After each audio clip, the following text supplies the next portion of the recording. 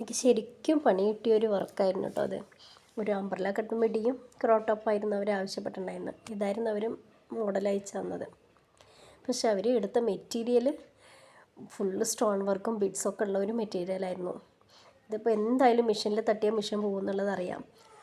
എന്നെപ്പോലുള്ളൊരു ചെറിയ ടൈലർമാർക്കൊക്കെ ഒരു പ്രാവശ്യം സർവീസ് ചെയ്യണമെന്നെങ്കിൽ കിട്ടുന്ന ചാർജ് അങ്ങനെ അതിലേക്ക് തന്നെ പോകും. പിന്നെ അവസാനം യൂട്യൂബ് വീഡിയോ ഒക്കെ നോക്കിയിട്ട് ഞാൻ ആ സ്റ്റോണൊക്കെ എങ്ങനെയൊക്കെ കുത്തി പൊട്ടിച്ച് ഒന്ന് മെഷീനിൽ കയറി. പിന്നെ അവിടെ മെഷീനിൽ ചെന്നപ്പോഴേക്കന്നെ പകുതി ആകുമ്പോഴേക്കന്നെ എനിക്ക് പണി കിട്ടി. 4 സൂചിയാണ് പൊട്ടിയത്. പൊട്ടിയപ്പോഴേക്ക് തന്നെ നീഡിൽ ക്ലാമ്പ് ഇളകി. പിന്നെ സർവീസ് ചെയ്യേണ്ടി വന്നു. കസ്റ്റമർക്ക് പറഞ്ഞ സമയത്ത് കൊടുക്കാൻ പറ്റിയില്ല. 2 ദിവസം കഴിഞ്ഞിട്ടാണ് ഞാൻ കൊടുത്തത്. കിട്ടിയ പൈസേൻ്റെ ഡബിൾ എനിക്ക് അതിൽ തന്നെ ചിലവായിപ്പോയി.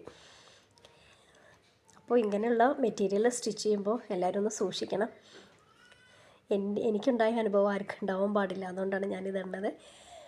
പക്ഷേ കസ്റ്റമർ ഫോട്ടോ എനിക്ക് അയച്ചു തന്നിട്ടില്ല. നെക്സ്റ്റ് വീഡിയോയിൽ ഞാൻ എന്തായാലും അപ്ലോഡ് ചെയ്യും. Thank you.